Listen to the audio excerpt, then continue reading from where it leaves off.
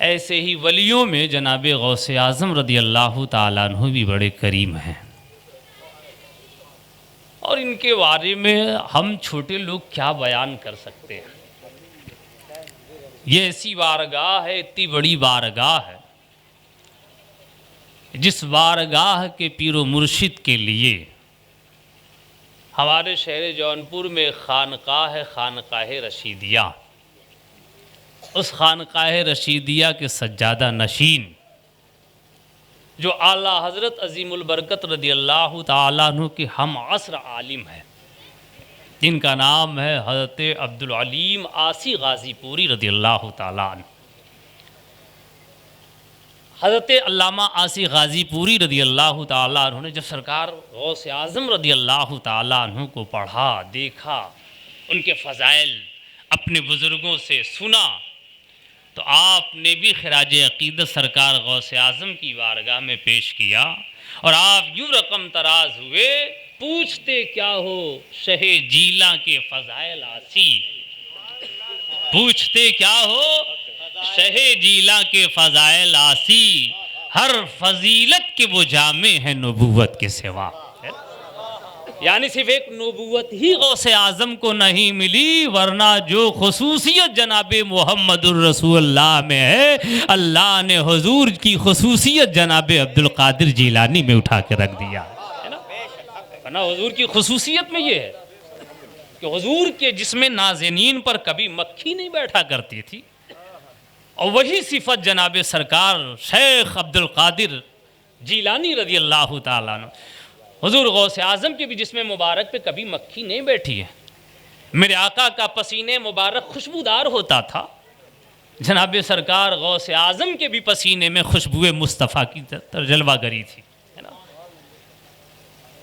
आपको खूब अच्छी तकरीर जो बड़ी संजीदा लबो लहजे में सुनाया हमारे बड़े भाई अल्लामा आसिफ रज़ा सैफ़ी ने, और जो अंदाज़ इन्होंने अपनाया है ना, बयान किया, मैं भी इसी अंदाज़ का कायल हूँ, कोई शोर शराबा नहीं। क्योंकि अब तक हम लोगों ने जलसे बहुत शोर शराबे कर लिए और फ़ायदे कुछ भी हाथ नहीं आए। इसलिए अब ज़रूरत है हमें अपने हालात बदलने की, और उलमा से भी यही गुजारिश, आवाम से भी यही गुजारिश। शोर शराबे बंद, दुनिया बदल रही है, हम लोग कब बदलेंगे? हम लोग अपने हालात में कब तब्दीली लावेंगे?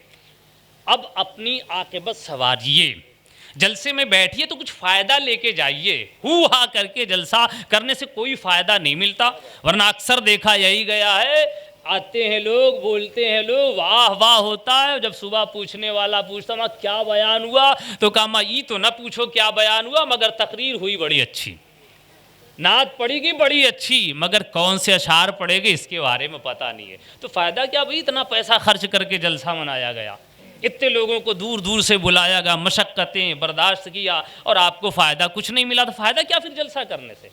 इसलिए मैं अपनी नाक़िस राय अपनी कौम के दरमियान रखता हूँ, अब संजीदगी से जलसा कीजिए ताकि हम लोगों की आक़िबत बदले। जैसा सरकार गौसे आज़म रदी अल्लाह ताला अन्हु ने 18 साल की उम्र में अपनी सोच बदली तो बगदाद में हाजिर हो गए, जीलान शहर के छोड़कर, क्यों? दीन मुस्तफ़ा के उलूम को हासिल करने के लिए। तो हम लोग भी जलसों में हाजिर हो तो उलूम सरवरे कायनात सैयद आलम सल्लल्लाहु अलैहि वसल्लम की तहसील के लिए हाजिर हो। बड़ी अच्छी गुफ्तगू की आसिफ भाई ने। बाकी सरकार गौसे आज़म रदी अल्लाह ताला अन्हु का वो मकाम है साहब, इनकी ज़ात पे गुफ्तगू करते जाओ तो दिल भरने वाला नहीं है, क्योंकि सरकार गौसे आज़म तो वो हैं कि जिनका तज़किरा ज़मीन पर भी होता है, अर्श पर फरिश्ते भी करते नज़र आ रहे है ना। इतनी बुलंद ज़ात है सरकार गौसे आज़म रदी अल्लाह ताला अन्हु की। और ये मकाम जो मकाम विलायत सरकार गौसे आज़म को मिला, ये कहाँ से मिला? ये महज अताए मुस्तफ़ा है, अताए रसूल। जिस बारगाह से सबको मिलता है, उसी बारगाह से गौसे आज़म को भी हिस्सा मिला है। और गौसे आज़म तो मेरे नबी की बारगाह में इतने चहीते हैं, इतने महबूब हैं कि गौसे आज़म जो कहते हैं महबूब सुनता है, महबूब जो कहता है उनका खुदा सुनता है। अल्लाहू अकबर कबीरा। गौसे आजम को सिद्क दिल से पुकार को तो देखो सैया। यासिन भाई ने कहा हमारे आवाज़ देने से पहले गौसे आजम खुद आवाज़ दे लिया करते हैं कि मेरा चाहने वाला मुझसे तलब क्या करता है, मुझसे मांग क्या रहा। और आप लोग तो खुश नसीब हो कि सरकार गौसे आजम की याद में यहाँ बैठे हुए हो। और सरकार गौसे आजम खुद बयान फरमाते हैं, जो मेरा मुरीद है मैं उसके भी बख्शिश की जमानत लेता हूँ, और जो मेरे मुरीद का मुरीद है मैं उसकी 7 पुश्तों की जमानत लेता हूँ कि जब तक हाथ पकड़ के मैं उसे जन्नत में न ले जाऊं तब तक अब्दुल कादिर अपना कदम अल्लाह की जन्नत में रखने वाला नहीं। तो वो है सरकार गौसे आजम रज़ियल्लाहु अन्हु। इसी बात पे एक वाकया मुझे याद, किताब का नाम याद रखिए, तफरीहुल खातिर फी मनाकिब शेख अब्दुल कादिर, ये किताब का नाम। उस किताब में हज़रत इब्न मुहय्यिद्दीन अरबली रज़ियल्लाहु ताला अन्हु एक वाकया नकल फरमाते हैं, एक रिवायत नकल फरमाते हैं। आप फरमाते हैं जब अल्लाह अज़्ज़ वजल के प्यारे हबीब सैयद आलम सल्लल्लाहु अलैहि वसल्लम ने हज़रत मौला अली और जनाबे सैयदना फारूक आज़म, ये दोनों रसूलुल्लाह के खलीफा, एक दूसरे खलीफा हैं और एक चौथे खलीफा, इन दोनों खलीफा को अल्लाह के नबी सैयद आलम ने अपना एक पैरहन शरीफ अता किया था, एक जुब्बे मुबारक अता किया था और इरशाद फरमाया था, तलकीन किया था कि तुम करन जाना, करन की सरजमीन पर मेरा एक चाहने वाला आशिक मौजूद है जिसका नाम ओवैसे करनी है, और जब वहाँ पहुँचना तो ओवैसे करनी को मेरा सलाम अर्ज करना और ये मेरा जुब्बा उसे अता कर देना, और जब देना तो ओवैसे करनी से ये भी कहना, ऐ ओवैस तेरे मुस्तफ़ा ने तुझसे दुआ की गुजारिश किया है, लिहाजा तुम उम्मते मुहम्मदिया के बख्शिश के लिए दुआ करो, रसूलुल्लाह की यही तुमसे चाहत है। तो जनाबे अली और जनाबे उमर लेके जुब्बे मुस्तफ़ा पहुंचे करन की सरजमीन पर, ढूंढते ढूंढते पा लिया, निशानी भी हुजूर ने बता दिया था, पा लिया, जुब्बे रसूल को हवाले किया जनाबे ओवैसे करनी के। ओवैसे करनी के हवाले करने के बाद आप लोगों ने कहा कि हुजूर ने ख्वाहिश जाहिर की है कि तुम हुजूर की उम्मत की बख्शिश के लिए दुआ करो। तो जनाबे ओवैसे करनी रज़ियल्लाहु ताला अन्हु ने जनाबी मुहम्मदुर रसूलुल्लाह का जुब्बा लिया, मुसल्ला बिछाया, नमाज पढ़ी और अल्लाह के हुजूर हाथ उठा के दुआ किया कि अल्लाह तेरा ओवैस चाहता है और ये ओवैस की चाहत चाहते मुस्तफ़ा के भी लिए है। ए अल्लाह तेरा महबूब चाहता है कि ओवैस महबूब की उम्मत की बख्शिश की दुआ करे। ए अल्लाह मैं दुआ करता हूँ हुजूर की उम्मत की बख्शिश फरमा दे। ओवैस ने दुआ किया, निदा आई, ए ओवैस तुमने दुआ किया मेरे महबूब की चाहत पे, लो इतनी उम्मते मुहम्मदिया की बख्शिश कर दिया तुम्हारी दुआ के तोफैल। कहा मौला इतने पे ओवैस राजी न होगा, ओवैस तो और तादाद चाहता है। रब ने कहा ले और बख्श दिया, कहा मौला और चाहता है। अल्लाह तबारक व तआला का ये बंदा ओवैस दुआ करता जा रहा है, अल्लाह उम्मते मुहम्मदिया को बख्शता जा रहा है। जब आधी उम्मत की बख्शिश हो गई तो जनाबे ओवैस ने कहा अल्लाह और चाहता है। तो जानते हो उस किताब में लिखा हुआ है, तफरीहुल खातिर में लिखा हुआ है, परवरदिगार आलम निदा फरमाता है, ए ओवैस करनी ये आधी उम्मत तेरी दुआ पे बख्शा है, आधी उम्मत हम अब्दुल कादिर जिलानी की दुआ पे बख्शेंगे। कहा मौला ये अब्दुल कादिर जिलानी कौन है? कहा ये मेरे महबूब का चहीता बेटा है, ये मुस्तफा का लाडला बेटा है, ये अब्दुल कादिर जो जीलान में पैदा होगा आधी तेरी वजह से बख्शूंगा और आधी अब्दुल कादिर जीलानी की वजह से बख्शूंगा। नारे रिसालत, जश्ने गौसुल वरा, नारे तकबीर, नारे रिसालत। आला हजरत असीमुल बरकत जो हम सुन्नियों के इमाम हैं, जिनकी वजह से हम सुन्नियों ने गौसे आजम को पहचाना हिंदुस्तान में, जिसकी वजह से हमने रसूलुल्लाह की ताज़ीम करना सीखा, वो इमाम जब रसूलुल्लाह के बेटे को पढ़ता है तो मचल के कहता है तेरी सरकार में लाता है रजा उसको शफी जो मेरा गौस है और लाडला बेटा तेरा या रसूलुल्लाह। तो वो है जनाब गौसे आजम रदी अल्लाह ताला अन्हु। बहुत पाए के वली, आप तो वली भी हैं और वलीगर भी हैं, लोगों को वली बनाते भी। तीन किस्म है विलायत की, विलायत वहबी, विलायत फितरी, विलायत कसबी। जनाब गौसे आजम तीनों में फाइज, माँ के शिकम से आप वली, और फिर जनाब गौसे आजम जिसको चाहते हैं विलायत तकसीम करते हैं। हुजूर से मौला अली, मौला अली से गौसे आजम, और फिर गौसे आजम जिसे चाहते हैं अल्लाह की मखलूक में विलायत तकसीम करते नजर आते, क्योंकि ये पूरा पावर अल्लाह ने जनाब गौसे आजम को दिया।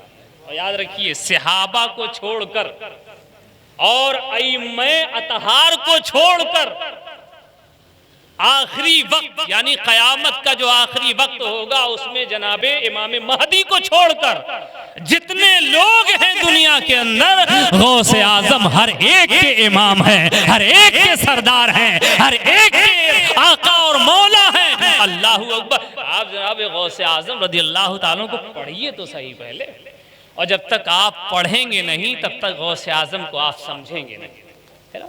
और ना आसिफ भाई, आज क्यों जनाब गौसे आजम रदी अल्लाह ताला अन्हु के नाम की इतनी रट लगाते हैं, पूछिए इनसे।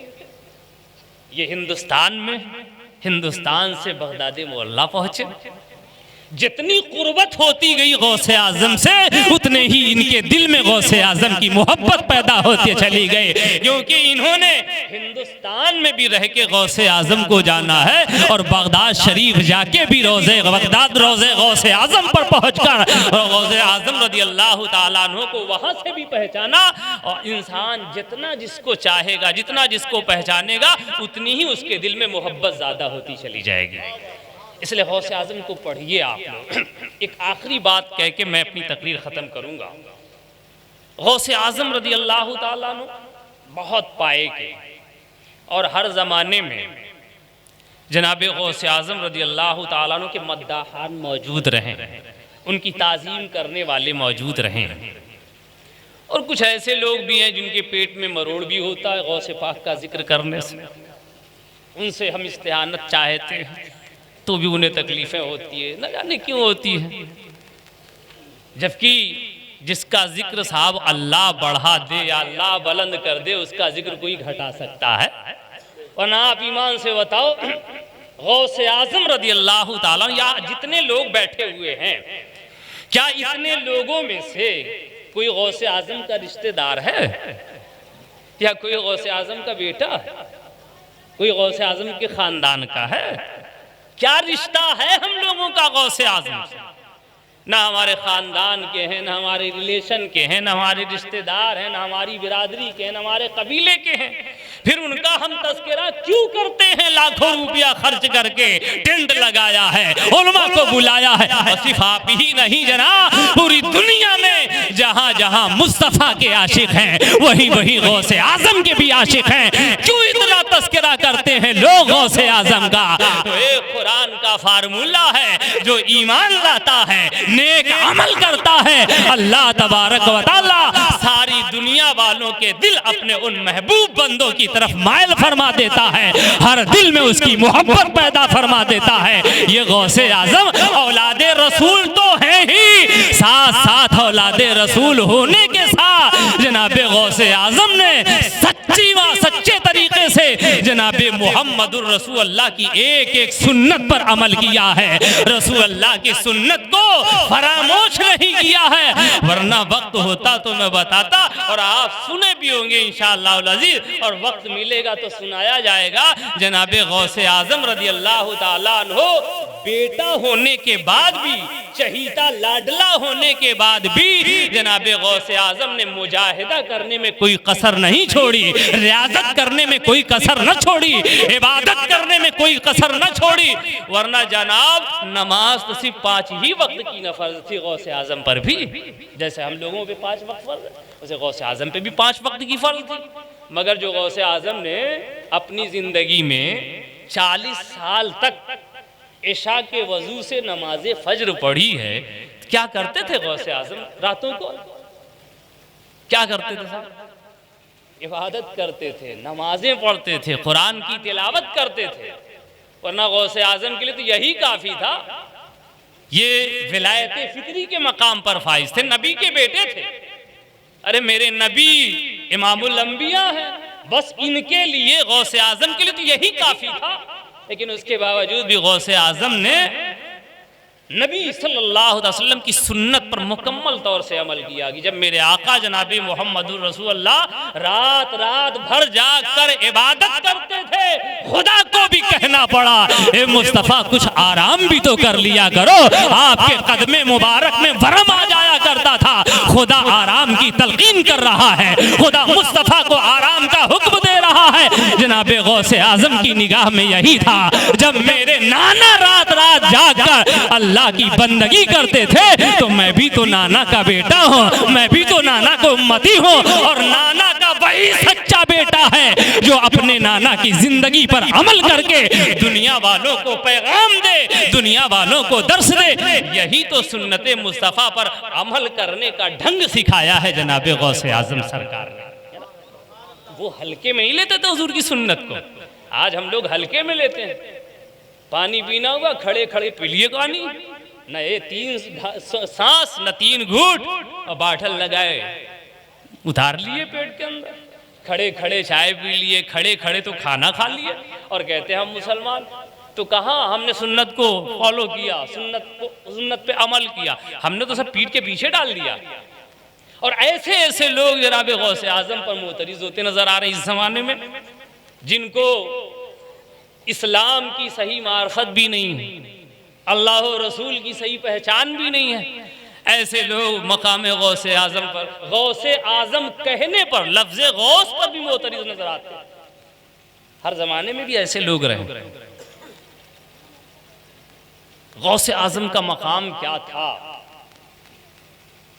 हज़रत अल्लामा इब्न जौज़ी रदी अल्लाह ताला अन्हु बहुत बड़े मुहद्दिस हैं और ज़ईफ़ हदीस पर तनकीद करने में ये बेरहमी की हद तक पहुँचे हुए हैं।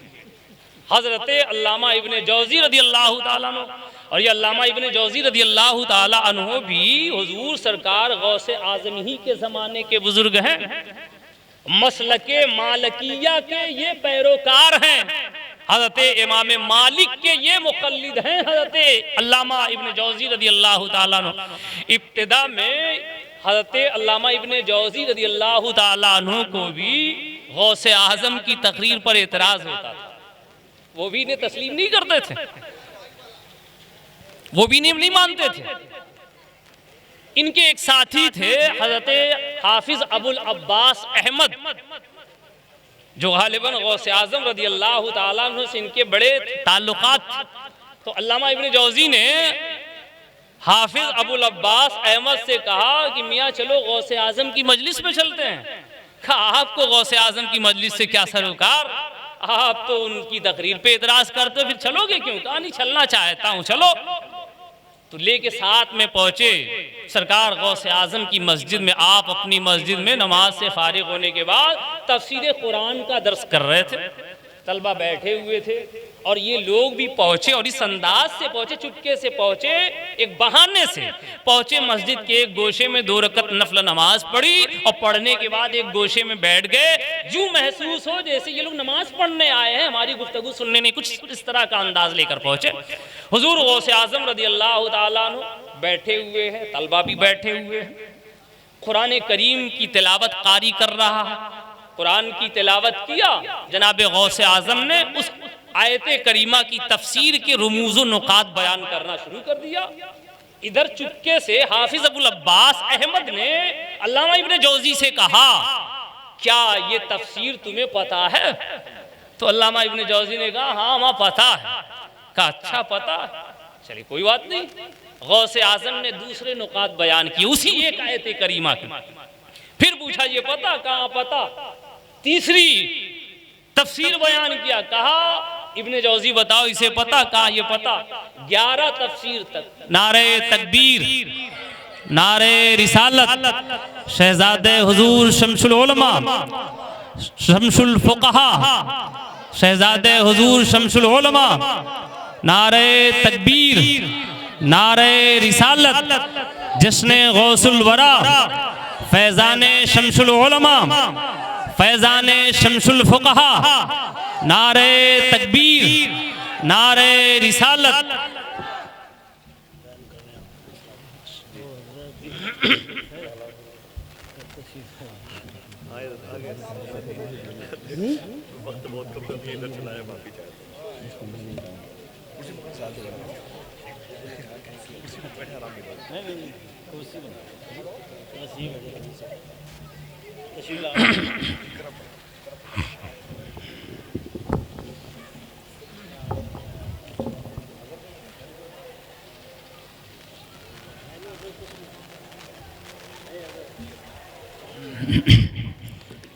अब आप लोग इत्मीनान के साथ बैठ जाएं।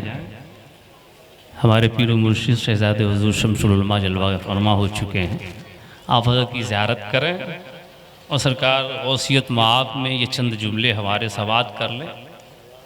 अल्लाह तबारक व तआला इन्हीं चंद जुमलों के तुफ़ैल हम लोगों की ख़ताएँ दरगुज़र फरमाकर अपना करीबी बंदा बना ले। हज़रत अल्लामा इब्न जौज़ी रज़ी अल्लाह तआला अन्हु की गौस आज़म की बात चल रही। सरकार गौस आज़म की बारगाह में बैठे हुए एक मस्जिद के एक गोशे में, और दूसरी तरफ सरकार गौस आज़म अपने तलबा के साथ बैठे हुए कुरान की तफसीर बयान फरमा रहे हैं। कुरानी आयात के तफसीर के रुमूज़ और नुकात पर रोशनी डाल रहे हैं हमारे सरकार गौस आज़म रज़ी अल्लाह तआला। हाफिज़ अबुल अब्बास अहमद ने पूछा अल्लामा इब्न जौज़ी से, समझा आपने? कहा ये पता है हमें सब। 11 तफसीर जनाब गौसे आज़म रज़ी अल्लाह तआला ने बयान फरमाई, और 11 तफसीर के सवाल पर इन्होंने कहा हाँ मुझे पता है, बताते चले गए। जब 12वीं तफसीर जनाब गौसे आज़म ने उसी एक आयत करीमा की बयान करनी शुरू की, फिर झट हज़रत ख्वाजा अबुल अब्बास अर्ज करते हैं अल्लामा बताओ क्या ये तफसीर फता है? अब हज़रत अल्लामा इब्ने जौज़ी के तो हाल अजीब देखने के लायक है। अल्लाहु अकबर कहते हैं ये जो तफसीर बयान कर रहे हैं हमने ना अपने उस्ताद से पढ़ा है ना किसी आलिम से सुना है। अल्लाहु अकबर। अब मेरा इमाम सरकार गौसे आज़म फिर 13वीं तफसीर बयान करते हैं, फिर 14वीं तफसीर बयान करते हैं, 15वीं तफसीर। ये पूछते चले जाते हैं क्या ये तफसीर पता है? हर से जवाब के, हर सवाल के जवाब में कहते हैं हमें इस तफसीर के बारे में पता नहीं। ये तो बड़ी अजीब बातें बता रहे हैं गौसे आज़म, ये तो बड़ी अजीब नुकात बता रहे हैं गौसे आज़म। अल्लाहु अकबर कबीरा। न मेरे कानों ने सुना है न मेरी आंखों ने मुताला किया है। अल्लाहु अकबर। 12वीं तफसीर से लेकर 40 तफसीर जनाबे गौसे आज़म रज़ी अल्लाह तआला ने बयान फरमाया, और ख्वाजा अबुल अब्बास ने कहा ये 40 तफसीर तक तुम्हें पता है? कहा हमें पता तो नहीं है। कहा ये गौसे आज़म मान लिया इन्हें। ऐसा लग रहा है कि जैसे ये इल्म का समंदर बहा रहे हैं, इल्म का दरिया बहा रहे हैं। जनाबे अल्लामा इब्ने जौज़ी मारे जोश के अपना कुर्ता फाड़ने लगे और अपने सर के अमामे नीचे उतार दिए। कहा ए अबुल अब्बास गवाह रहना, अब मैं काल को छोड़कर हाल की तरफ राजू होना चाहता हूँ। जनाबे हज़रत अल्लामा इब्ने जौज़ी गौसे आज़म के बारगाह में पहुँचते हैं, उनके कदमे मुबारक पे अपना सर रखते हैं। कहा हुज़ूर मुझे अपने से करीब कर लीजिए, अब मैं काल छोड़कर हाल की तरफ रुजू करना चाहता हूँ। मुझे भी अपनी गुलामी में आप शामिल फरमाकर अपने गुलामों में पहुँचाकर अल्लाह की बारगाह में पहुँचा दिया। ये है जनाबे गौसे आज़म रज़ी अल्लाह तआला। इनसे इस्तिगासा तो हर ज़माने में लोगों ने किया है, ऐसा नहीं कि आज तो लोगों ने प्रोपेगेंडा चला दिया। सब एतराज़ ले जाके बरेली में इमाम अहमद रज़ा रज़ी अल्लाह तआला अन्हु पे फोड़ देते हैं। ये सब इमाम अहमद रज़ा ने राइज किया। पढ़िए पहले आप, तब समझ में आए। आला हजरत ने तो वही करके यहाँ दिखाया, वही करने को कहा जो असलाफे, जो हमारे असलाफ ने किया, जो अकाबिर ने किया, जो किताबों में लिखा था, उसी को तो आला हजरत ने हम उम्मते मुसलमा के सामने जाहिर करके रख दिया है। कोई नया काम आला हजरत ने नहीं किया अपनी तरफ से। आप गौसे आज़म रदी अल्लाह ताला अन्हु की बारगाह देखें, कितनी अजीम बारगाह है जनाब गौसे आज़म रदी अल्लाह ताला अन्हु। जनाब गौसे आज़म रदी अल्लाह ताला अन्हु मसलकन हम्बली थे। आप हज़रत इमाम अहमद इब्न हम्बल रदी अल्लाह ताला अन्हु के मुक़ल्लिद थे। इस एतबार से जैसे हम लोग हनफीउल मसलक हैं, हज़रत इमाम आज़म अबू हनीफ़ा के मानने वाले, उनके बताए हुए तौर तरीक़े पर अपनी नमाज़ें पढ़ते हैं, रोज़े रखते हैं, हज करते हैं, ज़कात देते हैं, उनके बताए हुए उसूल पर हम शरीयत इस्लामिया की पाबंदी करते हैं। ऐसे हुज़ूर सरकार गौसे आज़म रदी अल्लाह ताला अन्हु हज़रत अहमद इब्न हम्बल रदी अल्लाह ताला अन्हु के मसलक पर अमल करते थे। जब हज़रत सैयदना सरकार गौसे आज़म रदी अल्लाह ताला अन्हु हज़रत इमाम अहमद इब्न हम्बल रदी अल्लाह ताला अन्हु के मज़ार पर, आपकी कब्र शरीफ पर जाते फातिहा पढ़ने, बार का वाक़या है, पढ़ने के फातिहा। आज हम कब्र पे हाजिर होते हैं तो लोग कहते हैं बिदअत करने जा रहे हैं, बड़ी ढिठाई के साथ एक लफ्ज़ कमेंट के तौर पे बोलते हैं कब्र पुजवा। ये शिर्क, हमें मुशरिक वो बनाते हैं। और आप देखो ये कब्रों पर जाना, ये तो जनाबे मोहम्मदुर रसूलुल्लाह की ज़ाते तैयबा से साबित है, हुजूर के अमल से साबित है। हर साल जनाबे मोहम्मदुर रसूलुल्लाह जन्नतुल बकी के अंदर अपने सहाबा के कब्र पर फातिहा पढ़ने जाते। शुहदाए उहद के कब्रों पर हर साल मुस्तफ़ा जाने रहमत उनके शहादत के वक्त जाया करते थे। मुस्तफ़ा जाने रहमत कब्र पर फातिहा पढ़ने, इसाले सवाब करने के लिए। तो अगर हम लोग वही करते हैं तो इसमें बुरा क्या? ये तो हदीस मुस्तफ़ा से साबित है, जनाब गौसे आज़म ने भी किया। हज़रत इमाम अहमद इब्न हम्बल रदी अल्लाह ताला अन्हु के मज़ार पे पहुँचे सरकार गौसे आज़म रदी अल्लाह ताला अन्हु फातिहा पढ़ने के लिए। अब जब वहाँ पहुँचे, साथ में हुजूर गौसे आज़म के सबसे चहीते मुरीद और खलीफा अली इब्न हैती रदी अल्लाह ताला अन्हु भी मौजूद हैं। और ये बात हजरत अली इब्न हैती बताते हैं, रावी अली इब्न हैती हैं, वो इस बात की रिवायत करते हैं। आप बयान फरमाते हैं, मैं अपने पीरो मुर्शिद सरकार गौसे आज़म के साथ हज़रत अल्लामा इमाम अहमद इब्न हम्बल के आस्थाने पर पहुंचा, उनकी कब्र मुबारक पर पहुंचा फातिहा पढ़ने के लिए। यूं ही सरकार गौसे आज़म हज़रत इमाम अहमद इब्न हम्बल के आस्थाने पर हाजिर होते हैं तो मेरी निगाहों ने देखा हजरत इमाम अहमद इब्न हम्बल रज़ी अल्लाह ताला अन्हु की कब्र खुल जाती है।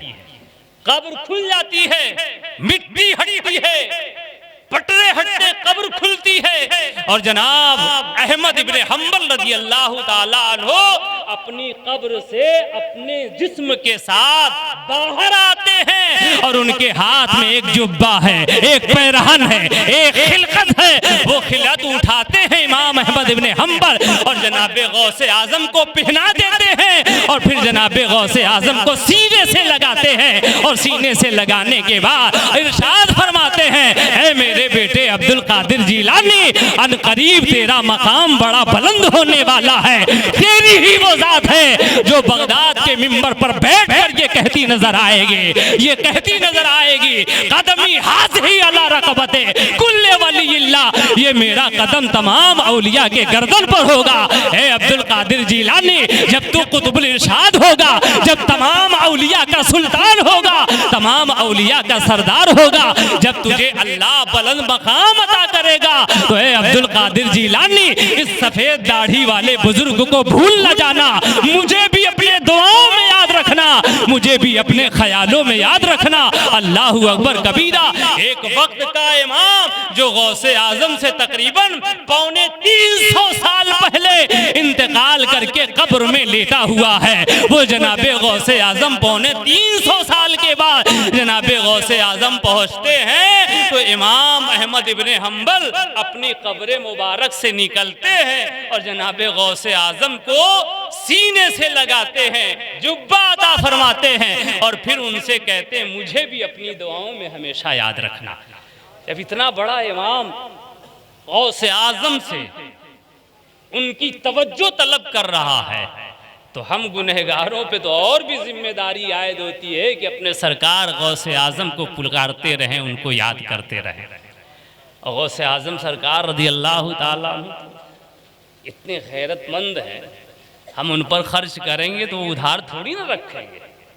हम जितना लुटाएंगे साल पूरा होने से पहले वो हमें वापस लौटा देंगे, क्योंकि ये नबी के बेटे, ये किसी से लेते नहीं। मेरे मुस्तफ़ा जाने रहमत की आदतें शरीफा रही है, मेरे आका ने कभी किसी से लिया नहीं है सिवाय देने के। जो भी आया मुस्तफ़ा ने उसे अता किया है, वरना लेकर पहुंचने वाले बारगाहे में मुस्तफ़ा में तहाइफ पहुंचे, हदाया पहुंचे। या रसूल अल्लाह इसे कबूल फरमा लीजिए, तो परवरदिगारे आलम ने आयते करीमा उतार दी, ऐ महबूब इनसे कह दीजिए मैं तुमसे कोई उजरत नहीं मांगता। नमाज भले मेरी वजह से मिली, रोजा भले मेरी वजह से मिला, कुरान मैंने तुम्हें दिया है, अल्लाह का इरफान मेरी वजह से मिला, तुम्हें इस्लाम मेरी वजह से मिला।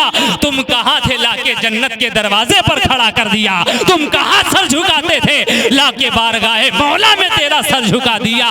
तुम भले कहीं थे, तुम्हें जो कुछ मिला बारगाहे मुस्तफा से मिला है, लेकिन मैं वो हूँ कि तुमसे बदला इस पर तलब नहीं करता, बल्कि मैं तो सिर्फ इतना चाहता हूँ कि तुम मेरे कुराबतदारों से मोहब्बत करो, मेरे अहले बैत अतहार से मोहब्बत करो। तो अहले बैत अतहार में जनाबे गौसे आजम भी आते हैं, जनाबे इमाम जाफर भी आते हैं, इमाम मूसा काजिम भी आते हैं, इमाम हसन अस्करी भी आते हैं, इमाम महदी भी आते हैं, इमाम हसन और हुसैन भी आते हैं। ये क़यामत तक जितने सादाते इकराम पैदा होंगे ये सब अहले बैत अतहार ही में तो हैं। अल्लाह अकबर। इन्हीं से मोहब्बत करने का दर्स अल्लाह भी देता है, अल्लाह के प्यारे हबीब भी हमें और आपको अता फरमा रहे हैं। हमारे ऊपर लाजिम है कि हम इन अल्लाह वालों से मोहब्बत करें।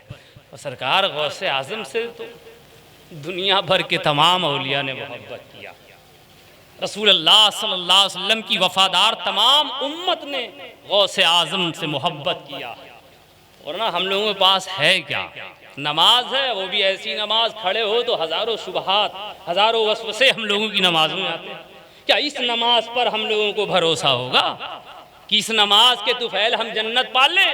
साहब बस हम लोगों को काम है, अल्लाह ने हुक्म दिया नमाज पढ़ो, और ये हमेशा कोशिश रहे कि अपनी नमाजों में खुलूस पैदा करते रहें, वसवसात आवे तो उसे बाहर करें। बस अल्लाह का हुक्म समझकर, रसूल अल्लाह की सुन्नत समझकर बस नमाज पढ़ते चले जाओ, लेकिन फख्र नमाज पे कभी न होना चाहिए, फख्र इबादत पे कभी न होना चाहिए। अगर हमारा फख्र हो तो जनाबे गौसे आज़म पर होना चाहिए, हमारा फख्र हो तो सैयदुल कौनैन जनाबे मुहम्मदुर रसूलुल्लाह पर होना चाहिए। क्योंकि अगर मुस्तफ़ा राजी है तो फिर मुस्तफ़ा का खुदा राजी है, और जिससे अल्लाह के रसूल राजी हो जाए तो फिर जन्नत तो मुस्तफ़ा जाने रहमत ही की है, वही तो मालिके जन्नत है। अल्लाह तो खालिके जन्नत है, और अल्लाह ने जन्नत पैदा करके हुजूर के हवाले कर दिया, हुजूर को गिफ्ट कर दिया, तोहफा हुजूर को दे दिया। अब महबूब जनाबी मुहम्मदुर रसूलुल्लाह जिनसे राजी होंगे उसे जन्नत में ले जाएंगे। और गौसे आज़म रज़ी अल्लाह ताला अन्हु तो ऐसे पीर हैं कि दुनिया में तो सब पीर हैं, मगर गौसे आज़म पीराने पीर हैं, रोशन ज़मीर हैं। हर सिलसिले जो 4 सलासिल हैं, ख़ास बुनियादी 4 सलासिल, इन चारों सिलसिलों पर जनाबे गौसे आज़म का फैज़ जारी रहता है। हर सिलसिले के बानी ने फैज़ हासिल किया है जनाबे गौसे आज़म से, इसीलिए सबका सिलसिला जाके गौसे आज़म से ही मिलता है। और गौसे आज़म सरकार रज़ी अल्लाह ताला अन्हु बरोज़े क़यामत अपने दामने करम में लेकर जनाबे मौला अली की बारगाह में, मुस्तफ़ा जाने रहमत की बारगाह में पहुँचेंगे, और फिर मुस्तफ़ा जाने रहमत सबको लेकर अल्लाह के हुजूर हाजिर होंगे, और फिर शफाअत का दरवाज़ा हुजूर खोलेंगे, फिर हुजूर शफाअत कराएंगे, फिर सहाबा शफाअत कराएंगे, फिर जनाब गौसे आज़म सिफारिश कराएंगे। जैसा इससे पहले मैंने बयान किया, हुजूर गौसे आज़म फरमाते मैंने तो 7 पुश्तों तक की ज़मानत ले लिया, जो मेरा मुरीद हो या मेरे मुरीद का मुरीद हो, मैं जब तक उसे जन्नत में दाखिल न करा लूँगा तब तक गौसे आज़म जन्नत में अपना कदम दाखिल न कराएंगे। ये ज़मानत गौसे आज़म ले रहे, बड़ी ऊँची ज़ात है जनाब गौसे आज़म की। इसलिए ये पैगाम हमारा याद रखिए, जनाब गौस आज़म के सिलसिले से जुड़िए, मुरीद न हो तो मुरीद होइए, फिर देखिए दिल की दुनिया कैसे बदलती है, कैसे दिल नर्म होते हैं। संग दिल होंगे ना तो नर्म नाजुक होंगे धीरे धीरे। और इस दिल में जब औलिया की मोहब्बत लाओगे, पीर की मोहब्बत लाओगे, तो यही पीर की मोहब्बत जब बढ़ेगी ना तो फना फिश शेख की मंजिल मिलेगी। और जब फना फिश शेख की मंजिलें मिलेंगी तो यही फना फिश शेख एक वक्त आएगा कि तुम्हें फना फिर रसूल बना के छोड़ेगा। और जब बंदा फना फिर रसूल के मकाम पे पहुंचता है तो यही रसूल अल्लाह की मोहब्बत एक दिन तुम्हें फना फिल्लाह बनाकर छोड़ेगी, है ना। और जो ये मकाम तय कर ले तो फिर उसको दुनिया में किस चीज़ का डर। इसीलिए तो जब ये आयत करीमा होती है अला इन्ना औलिया अल्लाह ला खौफुन अलैहिम वला हुम यहज़नून, तो इसकी सबसे पहली तफसीर जनाब मुहम्मदुर रसूलुल्लाह ने फरमाई। अबू दाऊद शरीफ की हदीस है, रावी हैं हज़रत सैयदना उमर फारूक आज़म रज़ियल्लाहु ताला अन्हु। क्या रसूलुल्लाह, क्या इनको खौफ नहीं, अल्लाह के वलियों को खौफ नहीं, हुज़्न व मलाल नहीं है? तो जनाब मुहम्मदुर रसूलुल्लाह इरशाद फरमाते हैं अल्लाह के कुछ औलिया बंदे ऐसे हैं जो नबी तो नहीं है, फरिश्ते तो नहीं है, शहीद तो नहीं है, मगर शहीदों को और नबियों को उन औलिया हजरात के मरातिब पर बड़ा रश्क होगा। खाया रसूलुल्लाह ये रश्क होगा? कहा इसलिए कि इनको कोई खौफ नहीं है। जब क़यामत में पेश होंगे तो इनके चेहरे चमकते होंगे, इनके चेहरे दमकते होंगे। अल्लाह के हबीब जनाबी मुहम्मदुर रसूलुल्लाह ने औलिया की फजीलत, तो अब ये ना समझ लीजिएगा कि अम्बिया और शहीद रश्क करेंगे तो क्या अम्बिया का मकाम इन औलिया से कम होगा? नहीं, यहाँ अल्लाह के नबी जनाबी मुहम्मदुर रसूलुल्लाह ने औलिया की अजमत बयान फरमाई है, तरगीब दिला, ताकीद दिलाया ताकि लोग औलिया का मकाम समझें। और उसी औलिया के हवाले से हमारे दादा पीर हुजूर शमसुल उलमा अलैहि रहमतुर रिज़वान ने अपनी किताब कानून शरीयत में यहाँ लिखा हुआ, जहाँ क़यामत के हालात आप बयान फरमाते हैं, वहाँ लिखते जब क़यामत का मैदान कायम होगा तो क़यामत 50,000 साल तक होगा। वहाँ दुनिया का एक दिन और क़यामत का 50,000 साल। अल्लाहु अकबर कबीरा, आप अंदाज़ा लगाएं वो क़यामत का मैदान 50,000 बरस तक कायम होगा। ये तो आम लोगों का हाल है, लेकिन जनाब शमसुल उलमा रज़ियल्लाहु ताला अन्हु फरमाते हैं वही 50,000 बरस का दिन जो अल्लाह के नेक बंदे औलिया और सालिहीन हैं, अंबिया हैं, उनके लिए ये 50,000 बरस का दिन ऐसा ही होगा जैसे एक नमाज पढ़ने वाले के लिए नमाज पढ़ने में जितना वक्त लगता है, फर्ज नमाज पढ़ने में जितना वक्त गुजरता है, अल्लाह के औलिया के लिए वो 50,000 बरस का वक्त इतना ही वक्त होगा। किसी के लिए तो पलक झपकने ही तक वो वक्त खत्म हो जाएगा। कब कयामत आई, कब खत्म हो गई, उन्हें पता भी न चलेगा। तो यही अल्लाह के वली हैं जिन्हें न कोई खौफ होगा, न कोई हुज़्नो मलाल होगा। वो मैदान कयामत जहाँ हर इंसान हुज़्नो मलाल में होगा, नफसी नफसी में होगा, न बेटा बाप को जाने, न बाप बेटे को पहचाने, न पड़ोसी पड़ोसी को पहचाने, कोई किसी का पुरसाने हाल न होगा। जनाब वो मैदान क़यामत है जहाँ सवा निज़े पे सूरज, अभी तो सूरज की पीठ है ना हमारी तरफ, वहाँ तो सूरज का चेहरा आएगा। अल्लाहु अकबर, भेजे खोलते होंगे, पसीने इतने निकलेंगे लोगों के बदन से कि उन्हीं पसीनों का ठाठे मारता समंदर होगा मैदान क़यामत में। लोग अपने अमल के एतबार से कोई घुटनों तक डूबा होगा, कोई टखनों तक डूबा होगा, कोई कमर तक डूबा होगा, कोई सीने तक डूबा होगा, कोई गले तक डूबा होगा। वहाँ लोग हिचकियाँ लेते होंगे, डुबकियाँ लगाते होंगे। ये वो मैदान क़यामत का मंजर जहाँ सिर्फ हुज़्नो मलाली ही होगा, नफसी नफसी का आलम, कोई किसी को पूछने वाला न मिलेगा। ऐसे आलम में जहाँ भयानक माहौल होगा, जहाँ सिर्फ अल्लाह का अजाब लोगों का इस्तकबाल करता होगा, ऐसे भयानक माहौल में भी जो अल्लाह के औलिया हैं वहाँ भी उन्हें न कोई खौफ होगा, न कोई हुज़्नो मलाल होगा। तो इनसे जुड़िए, इनसे जब जुड़ेंगे तो ये तो पार है ही, हम अकीदत के साथ इनसे निस्बत रखेंगे तो ये हमें भी पार लगाते नजर आएंगे। क्योंकि उन लोगों ने बहुतों को पार लगाया है। हम भी इसी खुलूस से अपने सरकार गौसे आज़म को बुलाते हैं, उनसे मदद तलब करते हैं, उनका फैज़ चाहते हैं, उनकी नज़र तवज्जो चाहते हैं कि अगर एक नज़र हो गई तो फिर दिल की दुनिया बदल जाएगी, हमारी दुनिया भी अच्छी हो जाएगी, हमारी आखिरत भी अच्छी हो जाएगी। ये क़िस्सा लतीफ़ अभी ना तमाम है, जो कुछ बयां हुआ आगाज़ बाब है। वाक़िर दावाना अनिल हम्दुलिल्लाहि रब्बिल आलमीन। अस्सलामु अलैकुम।